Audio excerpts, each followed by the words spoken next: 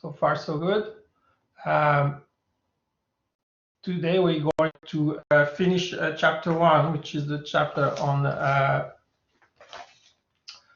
the introductory chapter with some reminders and maybe some new notions for some of you of linear algebra and differential calculus. And by the end of this chapter, you will have seen more notions of linear algebra, important ones for this course, such as eigenvectors and eigenvalues and differential operators. So yeah, earlier I was telling you that start a new file like this.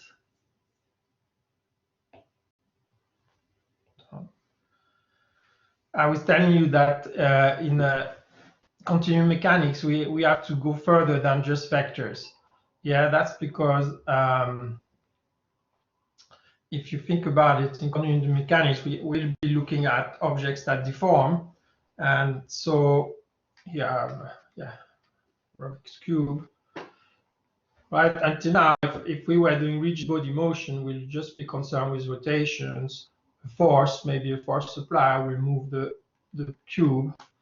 But now, say, imagine that this cube is made of jelly and is deformable. Yeah, sorry, I can only do the first two levels now. Imagine it's made of jelly, it's deformable, and if I apply a force like this, yeah, vertical force, top and bottom, and I squeeze it, it's going to expand in the lateral dimensions, right? In the vertical direction, it's going to contract, and then in the horizontal dimension, in the horizontal plane, it's going to expand. And so, having just one vector to describe the displacement or the stretch, not going to cut it, right? I'm going to need 3 vectors, the vertical one, and then 2 in the horizontal plane. And similarly now, I can apply a vertical force like this, but I can also apply horizontal force like that. And when I apply those 2 forces, the cube is going to contract along those 2 directions and then expand along the third one. So again, just one force is not going to be enough to describe what could happen to a deformable body. I'm going to need 3 forces, 3 vectors, and then I stack them up into a matrix, and that's why I have to introduce tensors. And then we have to talk about, notions such as the magnitude of those forces, the direction of those forces, right? Of course, I could also apply, say, a force along the diagonal of the cube, right? Maybe that's not the right diagonal, but you know what I mean. But then that force, I could, in principle, decompose it along those other 3 directions I was telling you about. And so it's important to know how to manipulate those tensors, those vectors. What does it mean, the magnitude of a tensor, magnitude of a vector? We know how to compute it. We take the dot product, take the square root. That's one way. A simpler way of calculating the magnitude of a vector is to take a coordinate system for which one of the axes is aligned with the vector, right? If I had a vector, I better switch to the lecture notes.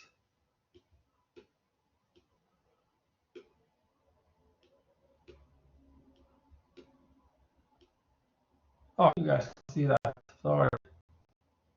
You couldn't see any of this? Oh, yeah, you could. You can, yeah? Can you see the screen with me speaking and the notebook in the background? Okay. Yeah. So if I have a vector like this, thank you. Right, I want to know its magnitude. I could, think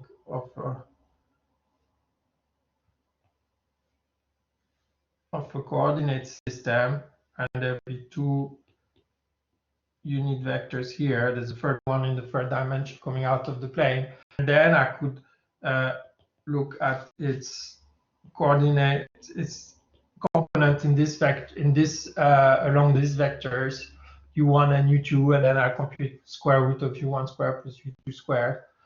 That's one way. A more clever way would be simply a more convenient way would be to take a coordinate system which is aligned with for which one of the vectors is aligned with one of the unit vectors is aligned with that vector. Right? If I had taken my coordinate system to be like this,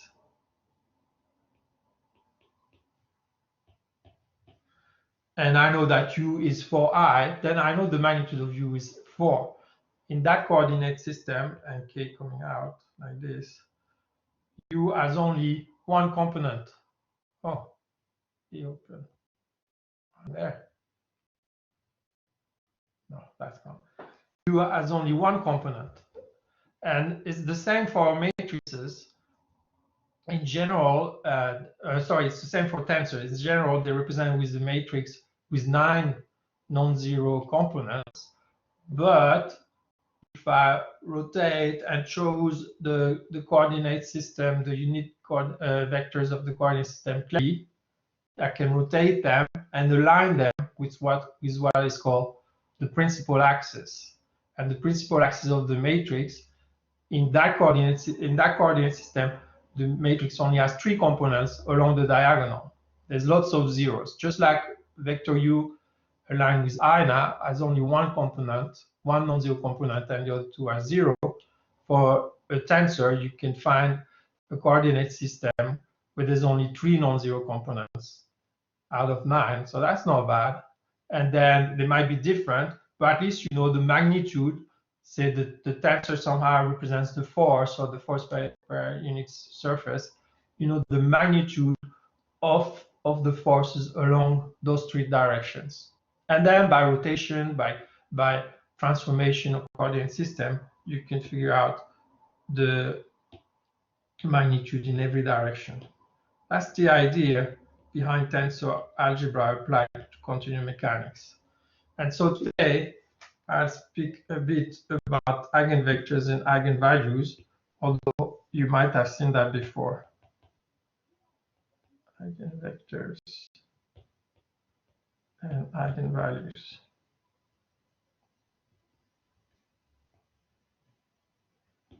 But I was just trying to give you the rationale behind the introduction of those quantities. Okay, so I start for simplicity, we're going to limit ourselves to real symmetric matrix.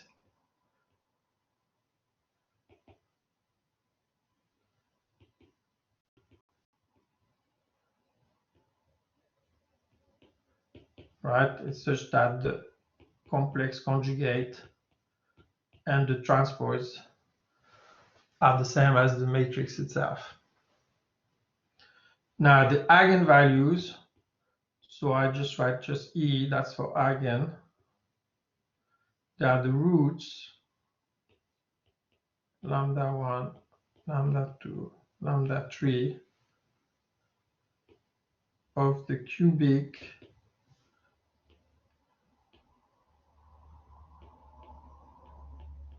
that of S minus lambda I equals 0. So remember, we just in this code, we're just looking at second order tensors represented by a 3x3 matrix. So this determinant here, if I write it down explicitly, it's going to read like this. So remember, lambda is the identity matrix, just zeros everywhere and ones except one on the diagonal.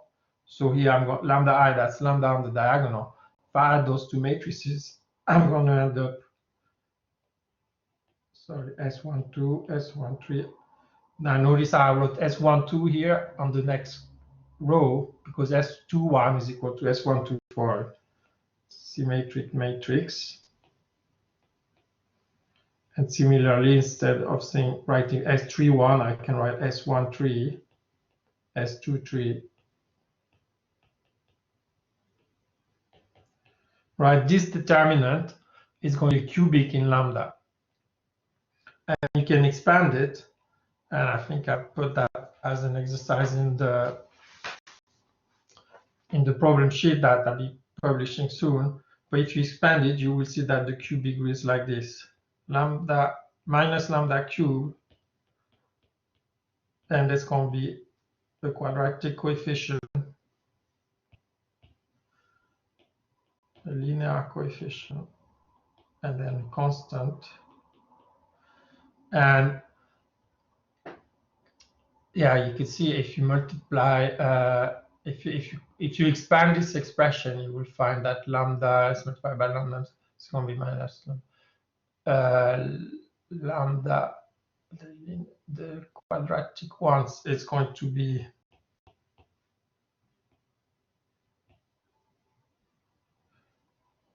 I1 is going to be S11, S22 is going to be the trace of S. I3, that's the constant. So it's the determinant above when lambda is not there, right? If I take lambda equals 0 in the determinant above, I find that I3 is just determinant. And then I2 takes a bit more work to figure it out. But I2 is 1/2 trace of S squared minus trace of S squared. These are called the principal invariants. So that's left as an exercise in the problem sheet, but it's not that hard to write to figure out to prove. It's just very dull, to be honest.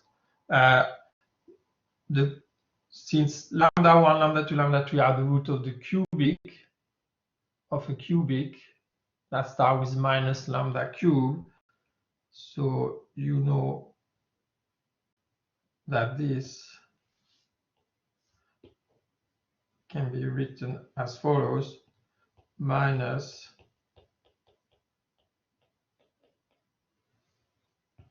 lambda minus lambda 1, lambda minus lambda 2, lambda minus lambda 2. Yeah, that's the same cubic because the lambda i's are the roots. And so you could find the following identification. I1 is also written as the sum of the eigenvalues. I3 is going to be the product of the eigenvalues. I could see that in my line above. If I expand this, I'm going to have minus. Yeah, I'm going to have the product. And then the linear term is going to be the sum of the cross products of the eigenvalues.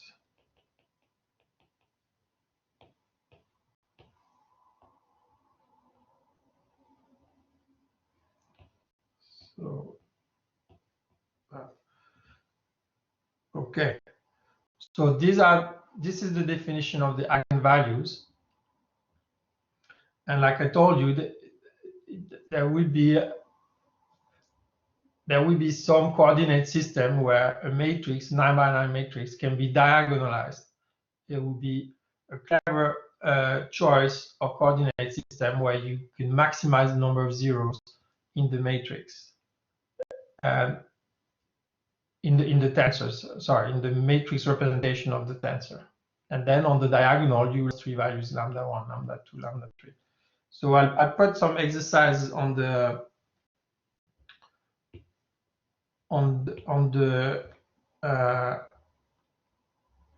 problem sheet and you'll have to practice. Yes. Okay. It's all very abstract. I'm just doing it in general, but once you do it with numbers, it's pretty systematic. It's not that difficult. It's just a matter of algebraic calculations. So this definition of the eigenvalue is very important. And the other thing that's really important is to figure out along which direction you should find those eigenvalues. You should find a maximum of zeros in the matrix representation of the tensor. And these directions are along what's called the eigenvectors.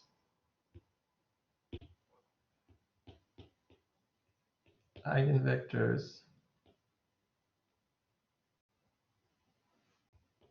So to find them, so each eigenvalue is associated with an eigenvector. So how will I write that? I should put it in the singular. So eigenvector U associated with lambda 1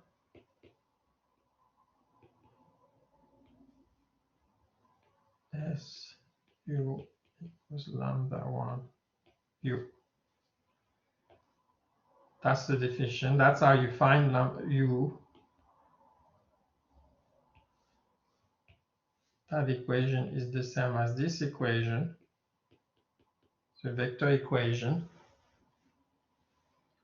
Yeah, I can bring the lambda U to the left-hand side, and lambda U is the same as IU because I is the identity. So I can write it like this. The brackets is a matrix, and then U is a vector. So I can actually write explicitly. It's going to be S11 as lambda 1.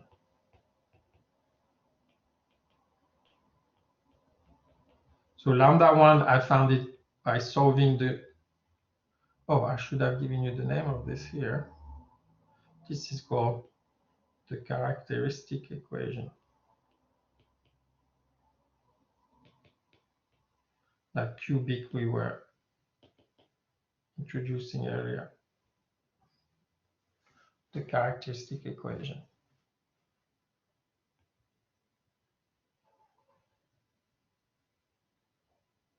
So lambda 1, I find it by solving the cubic. I have 3 roots. The first one I call lambda 1.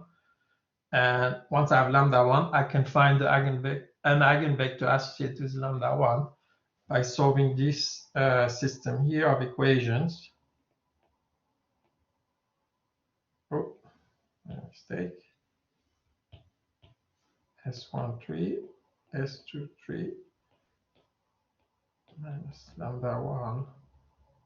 So I'm just writing in component the equations above.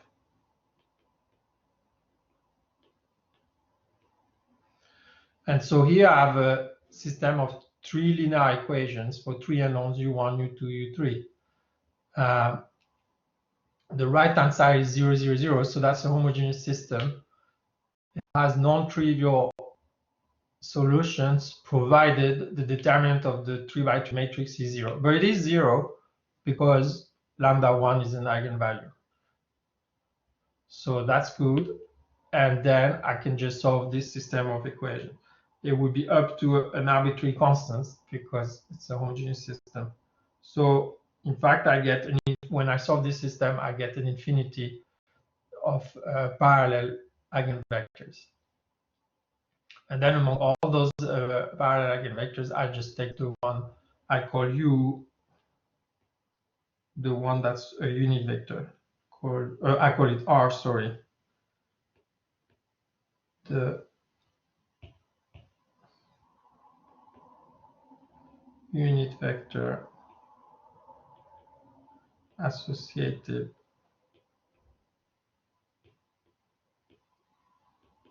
with lambda 1. If I'm or if you're not clear on a point, just let me know. Just type a comment or just button with with your voice, no problem. And then I can do the same with lambda 2 and lambda 3. I call this RST. So now I have 3 unit vectors, and then I can show the following. Those 3 unit vectors are orthogonal to each other.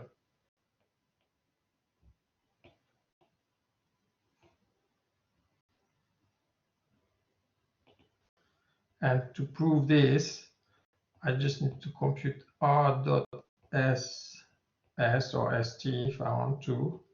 That's the same as r dot lambda 2s, because s is the eigenvector associated, unit eigenvector is an eigenvector associated with lambda 2.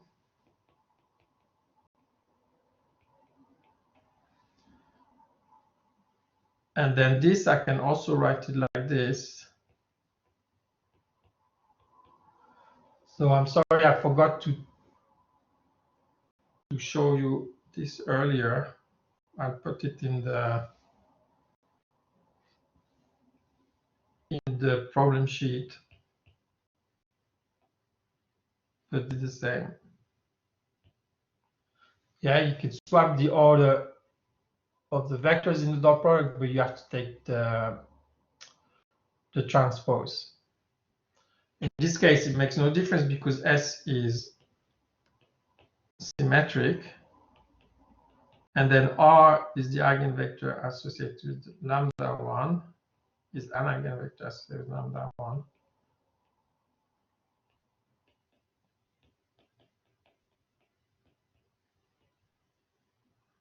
R dot S.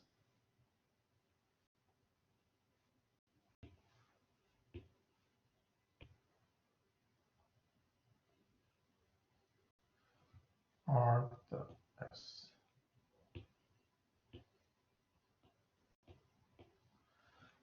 Okay, and now if I subtract, sorry,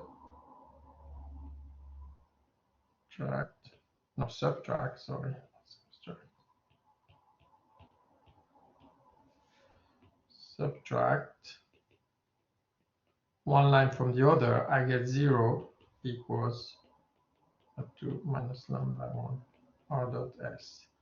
And so yeah, I've just shown that the eigenvectors associated with distinct eigenvalues, right? If lambda 1 is different from lambda 2, are orthogonal. Now, it happens sometimes that some eigenvalues are repeated. Could be that lambda 1 equals lambda 2, or could be that lambda 1 equals lambda 2 equals lambda 3. So in that case, the proof is a bit more involved, but nonetheless, you can always find a system of 3 unit orthogonal eigenvectors. So I won't show it to you in general, but it's true. Okay, and then you can also prove that the eigenvalues of S are real. Also, eigenvalues are real.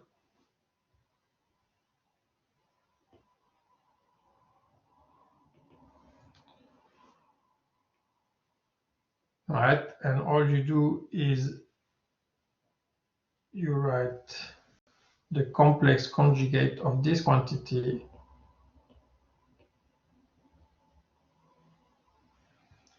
so that's going to be the complex conjugate of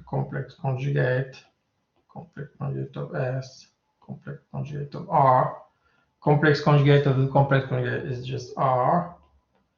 S is real, so complex conjugate is itself, and then R bar.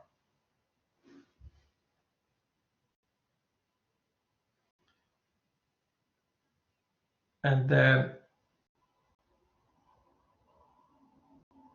that's going to be the same as r bar dot str.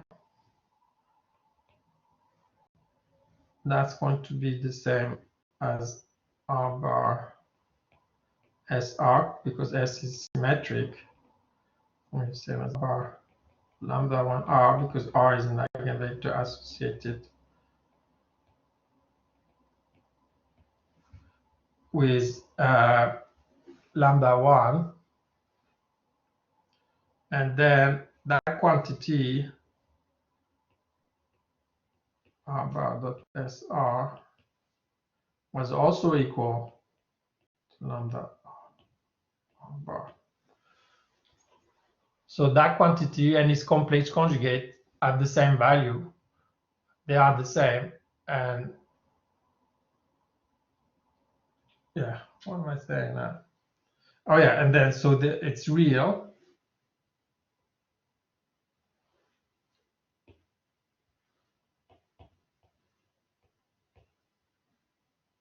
R bar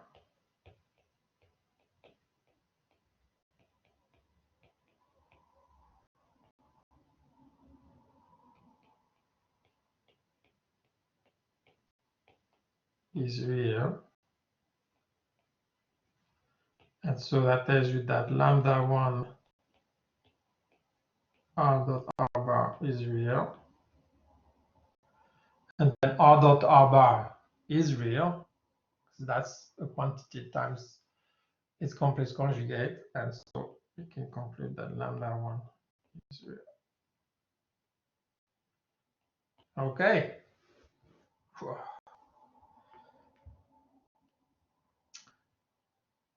So that's it for eigenvectors, eigenvalues. They'll come back handy now when we talk about forces and deformations, or what we want to call stresses and strains, which is a measure of forces and of displacement and deformations. Okay, now before I conclude, there's one more theorem that's important in algebra. Is the so-called Cayley theorem. Cayley-Hamilton theorem, sorry. Hamilton, that's William Hamilton, the Irish mathematician, discovered quaternions. Yeah, next week is the Hamilton Day. So that's appropriate. And that's an amazing theorem. It tells you that any tensor will satisfy its own characteristic equation. That's just a very, very strong theorem. And we can show it like this. If I take any vector u,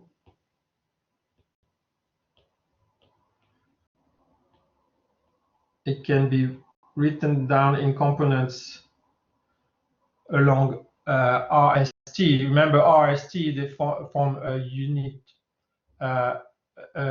orthonormal basis of vectors. So I can write any vector u with its components along R, S, and T. So let's call them alpha, beta, gamma.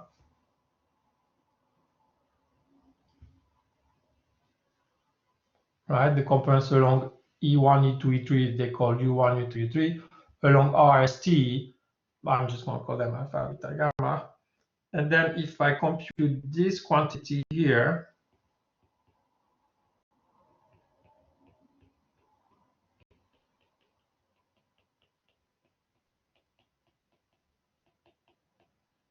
so that's the product of three matrices applied to the vector u, I'm going to get,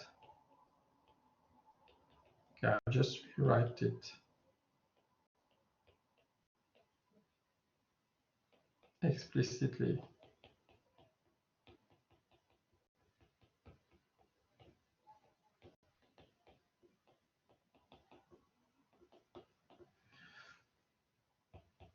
So first I have to apply, I'm just highlighting here, this matrix to this vector, right? And then I'm just going to work my way from right to left like this. So if I apply this matrix to this, so first I apply the matrix S minus lambda 3I to alpha R. Alpha, that's okay. First, I keep the beginning.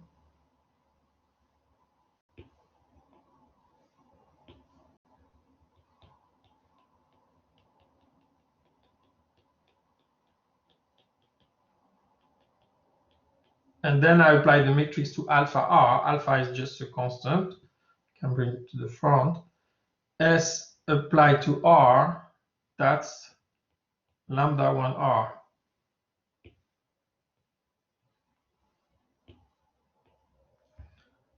And then minus lambda 3I applied to R, that's minus lambda 3R. So I can write it like this. So that's my matrix here, the one that I've underlined in red, applied to alpha R. That's the vector R. Then I do the same with S, beta. Then I apply capital S to little s. That's going to give me lambda 2s.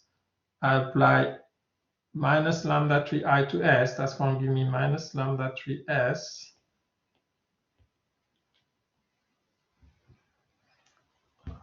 Do you all see this? Why is there an infinity of solution? Oh, sorry, I just seeing a message I missed earlier. Why is there an infinity of solution? Yeah, if I said that at some stage here, when I was solving this matrix here. Yeah, that's a good point. Let's just do an example. I'll do it here. If I do it in 2 by 2, right?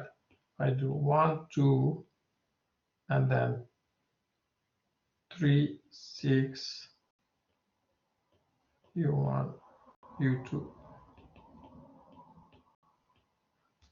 This has solution only if the determinant is 0, right? The determinant here is 1 times 6 minus 3 times 2. It is 0. So that's okay. I know the solutions. The solutions are found by solving this system of simultaneous equations. You can see, since the determinant is 0, that there are twice the same equation, right? The second one is just 3 times the first line. And then, so I just need to solve one, and then the other one will be solved as well. That tells me that U1, for instance, is minus 2 U2. That's all I can find, right? I'm not going to find U1 and U2. I'm going to find U1 in terms of U2. I have simultaneous equation, but in fact, I only have one equation. So I have one equation, 2 unknowns. I can only find one equation in terms of the other. So one solution would be 1 and minus 2, and that works. Or I could have minus 3 and 6. That works too, etc., etc. I could have an infinity of solution in the sense that all the solutions will be parallel to one of those vectors. Okay, so hope that answers. Thanks for the question. Very good question. Sometimes I say things really fast and then it puzzles students. That's why it's good you bring them up. Okay, going back here, did you all follow how I did this? I was applying the underlined red matrix to the underlined red underlined vector. First, I applied it to alpha R, or to R, I just put the alpha in front. S applied to R, lambda 1 R, because R is eigenvector associated with the eigenvalue lambda 1. And then I applies to R, is just R. And so I got this first term. I did the same for S. And then for T, I'm going to get gamma. S applied to T is going to be lambda 3T. And then minus lambda 3I time applied to T is going to be T as well. And there I find that's just 0. right?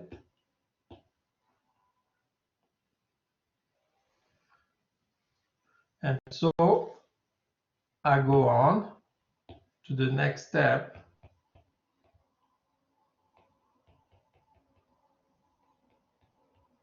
where I'm now going to apply this matrix in green to this vector in green here.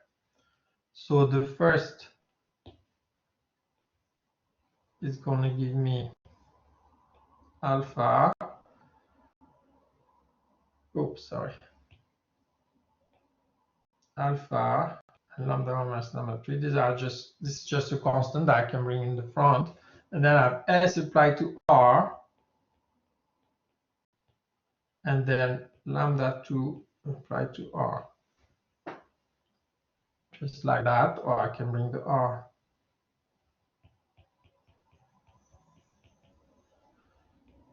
outside. This is what I get. And then the second term is going to disappear again, right? Because I'm going to have S applied to S, to little s, it's going to be lambda to S. And then lambda 2I applied to S, it's going to be lambda to S. That's going to give me 0 as well.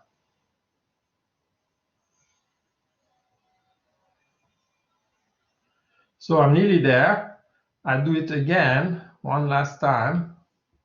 I apply this matrix to this vector here, and you get the gist now.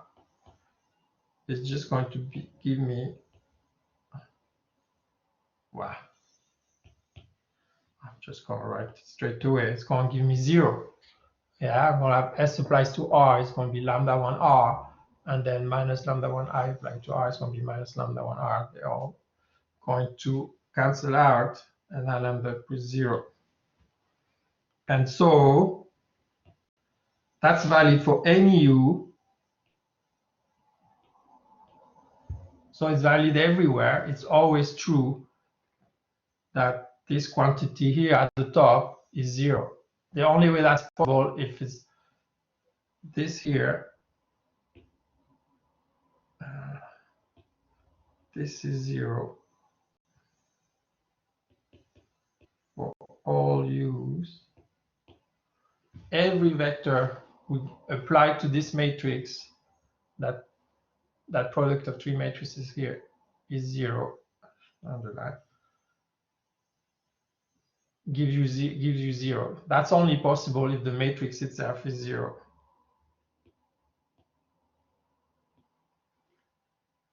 So minus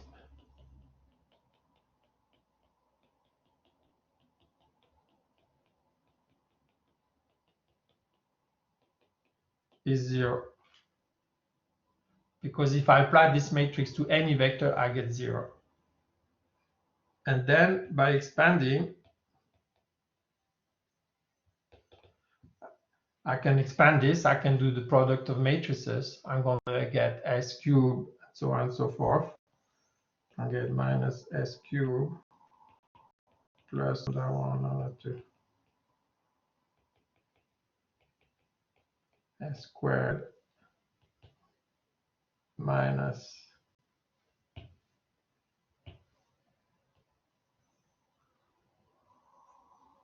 my mistake. So you're going to get first lambda 1 plus lambda 2 plus lambda 3 S squared minus lambda 2, lambda 2, lambda 3, 3 lambda 1 S